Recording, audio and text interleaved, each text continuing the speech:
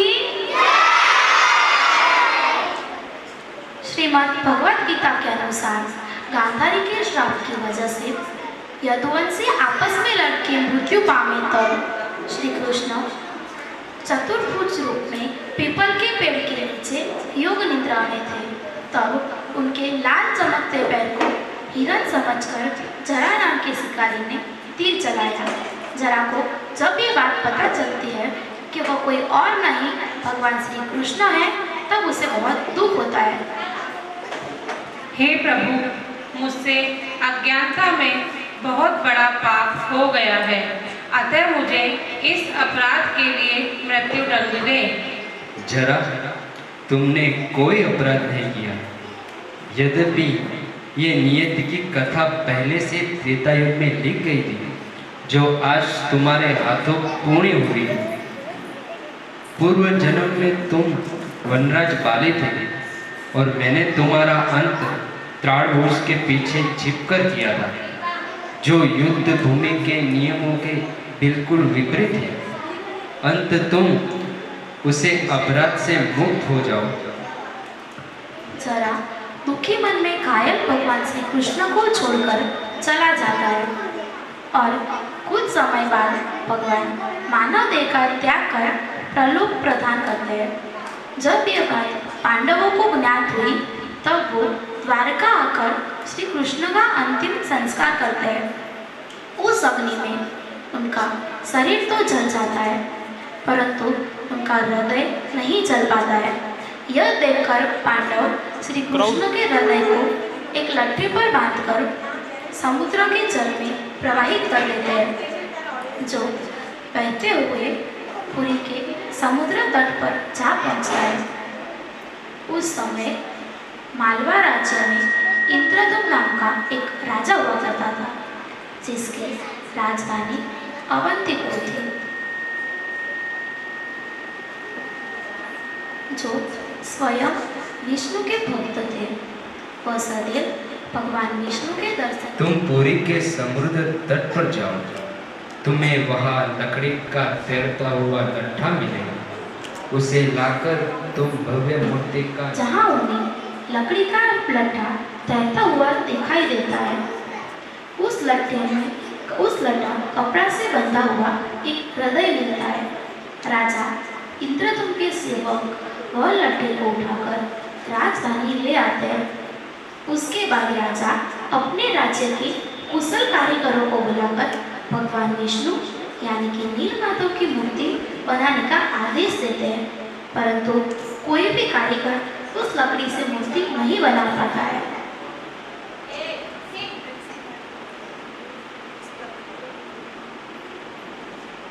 हे राजा,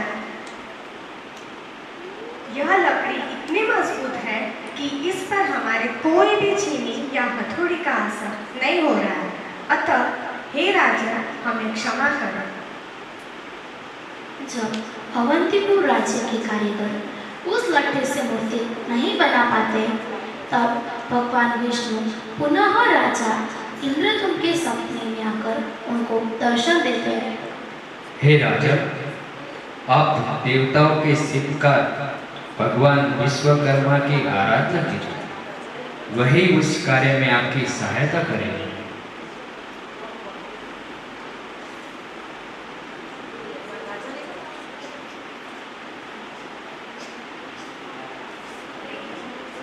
राजा इंद्रदुम्न देवताओं के सेवकार विश्वकर्मा जी की आराधना करने लगे।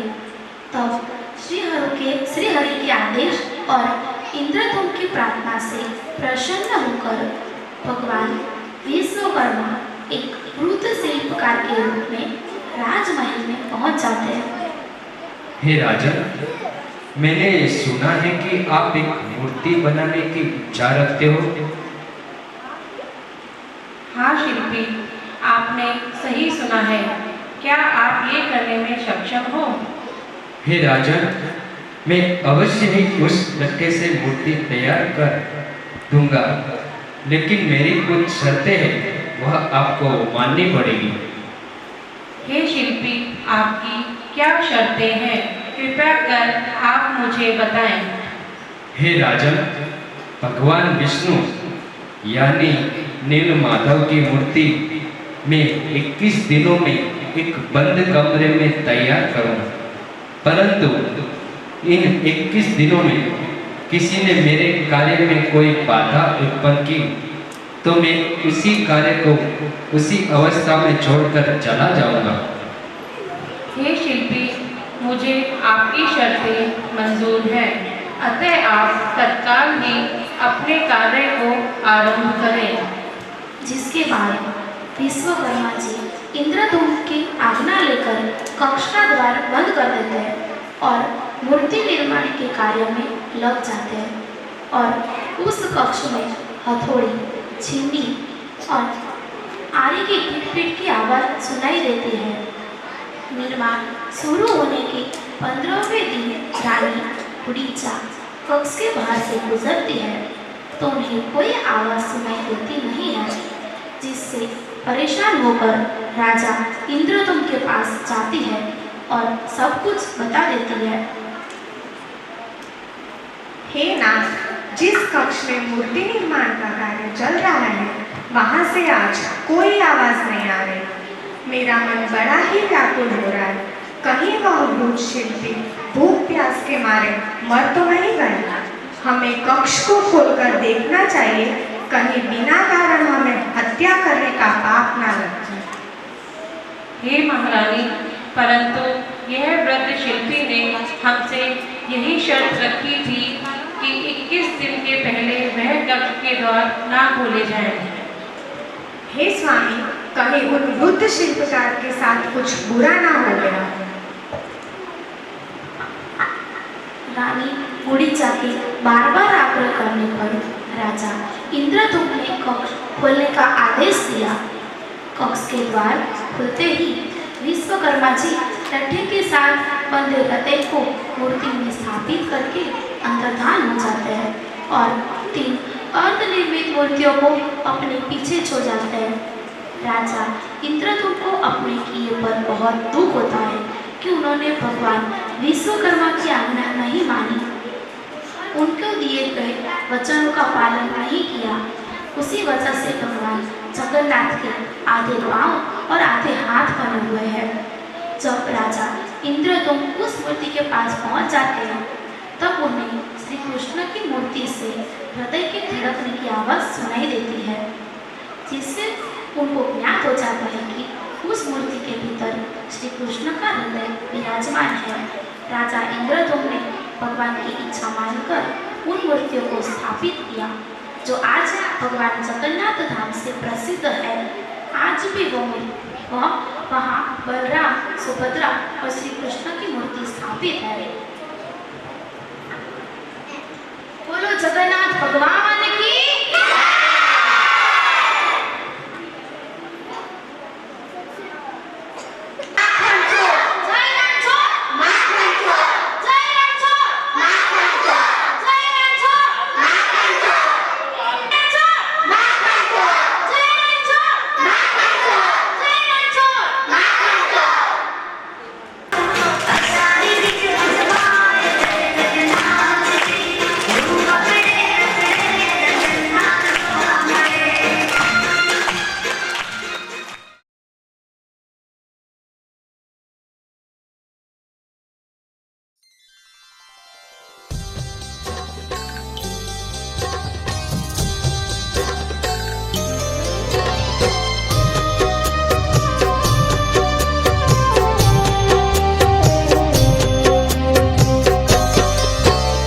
चतुर्भुजा जगन्नाथ कंठ शोभित कौस्तुभ पद्मनाभः वेदगर्वः चंद्र सूर्यः विलोचनः जगन्नाथ लोकनाथ नीलाद्रिः सह परोहरि दीनबन्धुर्दया सिन्धु कृपालुः जनरक्षकः।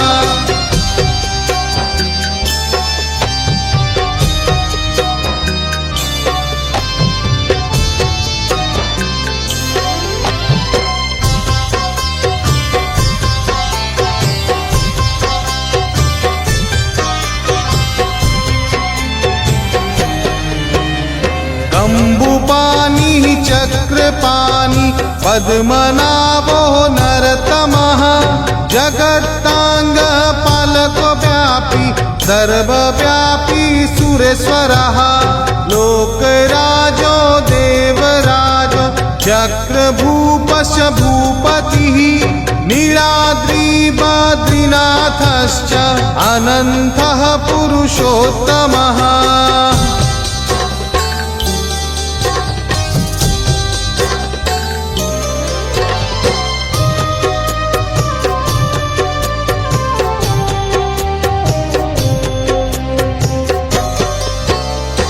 ताक्षोध्यायः कल्पतरुः विमला प्रीतिवर्धनः बलभद्र वासुदेवः माधव मधुसूदनः दैत्यारिः कुण्डरीकाक्षो वनमालिः बलप्रियाः ब्रह्मा विष्णु तुष्मी वंशो मुरारिः कृष्णकेशवः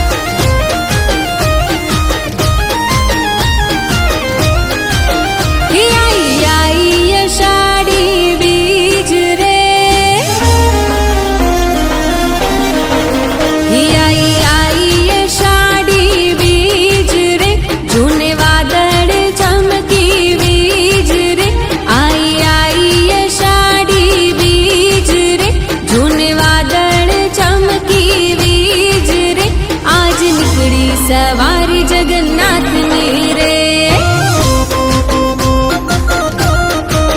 हो आज निकड़ी सवारी मारा नाथ रे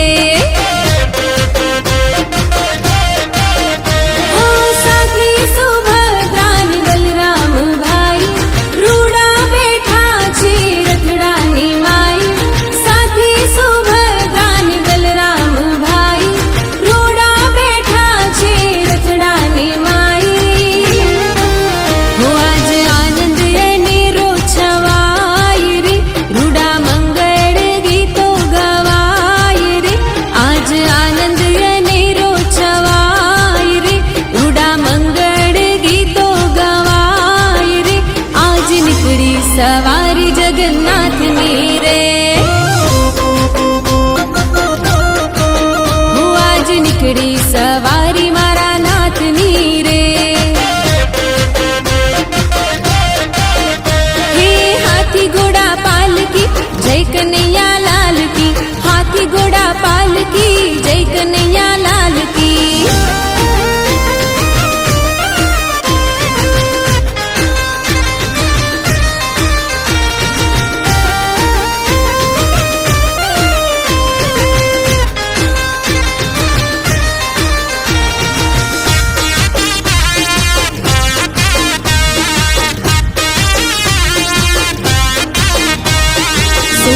सावर